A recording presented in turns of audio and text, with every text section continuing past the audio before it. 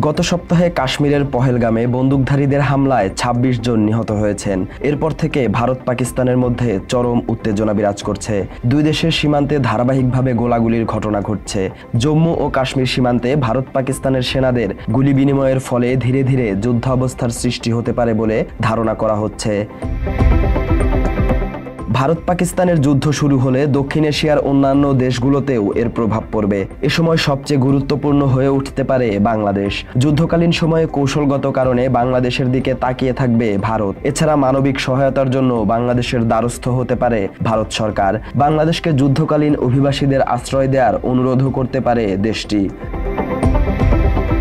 তবে বাংলাদেশের কাছ থেকে ভারত কোনো সহায়তা না পাওয়ার সম্ভাবনাই বেশি, কারণ বিগত বছরগুলোতে বাংলাদেশের উপর একচ্ছত্র আধিপত্য বিস্তার করেছে ভারত। সবশেষ দেশপলাতক শেখ হাসিনাকে আশ্রয় দিয়ে বাংলাদেশের মানুষের বিরুদ্ধে অবস্থান নিয়েছে দেশটি। মাত্র ৩০% টাকায় জমির মালিক হয়ে নতুন বাংলাদেশের গড়ে তোলার স্বপ্ন দেখা বাংলা বসতি। শুধু হাসিনাকে আশ্রয় দিয়েছে এমন না, ভারতীয় গণমাধ্যম বাংলাদেশকে নিয়ে একের পর এক মিথ্যাচার করেছে। বিশ্বের সামনে বাংলাদেশকে একটি মৌলবাদী রাষ্ট্র হিসেবে আখ্যা দেওয়ার অপচেষ্টা চালিয়েছে ভারত। এমনকি দেশটির রাজনৈতিক নেতারা বিভিন্ন সময় বাংলাদেশের সঙ্গে যুদ্ধের ইঙ্গিত দিয়েছেন।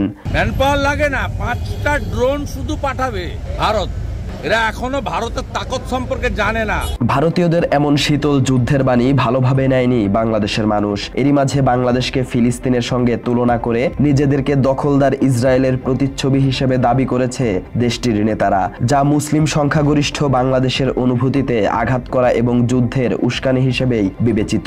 গাজা শেষ হয়েছে, ইসরায়েল শেষ করেছে, আমরাও শেষ করব। মোদির শিষ্য আছি, মোদির বাচ্চা আমরা। পক্ষান্তরে ১৯৭১ সালের পর পাকিস্তানের সঙ্গে বাংলাদেশের বর্তমান সম্পর্ক আগের যে কোনো সময়ের তুলনায় বেশ ভালো। কূটনৈতিক, অর্থনৈতিক ও রাজনৈতিক দিক থেকে বাংলাদেশ পাকিস্তান সম্পর্ক উন্নয়নে কাজ করছে। সেই বিবেচনায় দুই দেশের যুদ্ধ পরিস্থিতি তৈরি হলে বাংলাদেশ পাকিস্তানের পক্ষে অবস্থান নেবে বলে ধারণা করা হচ্ছে।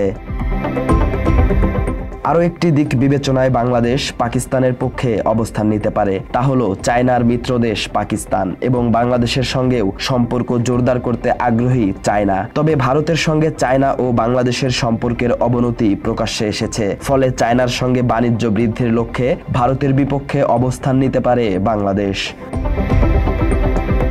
এদিকে দুই দেশের যুদ্ধ পরিস্থিতি সৃষ্টি হলে বাংলাদেশ আঞ্চলিক নেতৃত্বে এগিয়ে যাবে। দুই দেশের মাঝে নিরপেক্ষ ও শান্তির দূত হিসেবে আঞ্চলিক দিক থেকে বাংলাদেশ ভূমিকা রাখার সুযোগ পাবে, যা পরবর্তীতে দক্ষিণ এশিয়ার কূটনৈতিক নেতৃত্বে বাংলাদেশকে সামনের সারিতে নিয়ে আসবে। তবে ভারত পাকিস্তান যুদ্ধ শুরু হলে বাংলাদেশের উপর এর নেতিবাচক প্রভাব পড়ার সম্ভাবনাও রয়েছে, কারণ এই দুই দেশের সঙ্গে বাংলাদেশের সীমান্ত বাণিজ্য, ট্রানজিট ও আমদানি রপ্তানি সহ বড় অঙ্কের বাণিজ্য সম্পর্ক রয়েছে, যা বন্ধ হয়ে যেতে পারে। ফলে ভারত পাকিস্তান যুদ্ধ শুরু হলে বাংলাদেশ অর্থনৈতিকভাবে হুমকির মুখে পড়বে। এছাড়া যুদ্ধকালীন সময়ে দক্ষিণ এশিয়ায় অর্থনৈতিক ও রাজনৈতিক অস্থিরতা বিরাজ করতে পারে। এতে বাংলাদেশের মতো উন্নয়নশীল দেশের অগ্রগতিতে বাধা আসবে, যা বাংলাদেশকে কয়েক দশক পিছিয়ে দিতে পারে। কারণ দক্ষিণ এশিয়ায় অস্থিরতা বিরাজ করলে অন্যান্য দেশগুলোর মতো বাংলাদেশে বিনিয়োগ করতে অপারগতা প্রকাশ করতে পারে বিদেশি বিনিয়োগকারীরা। ভারত পাকিস্তান যুদ্ধ শুরু হলে বাংলাদেশ যেমন দুই দেশের কাছেই গুরুত্বপূর্ণ হয়ে উঠবে, তেমনি অর্থনৈতিক ও রাজনৈতিক দিক থেকে বাংলাদেশের পরিস্থিতি অস্বাভাবিক হওয়ার সম্ভাবনাও তৈরি হবে। সালাউদ্দিন সাজু, বাংলা এডিশন।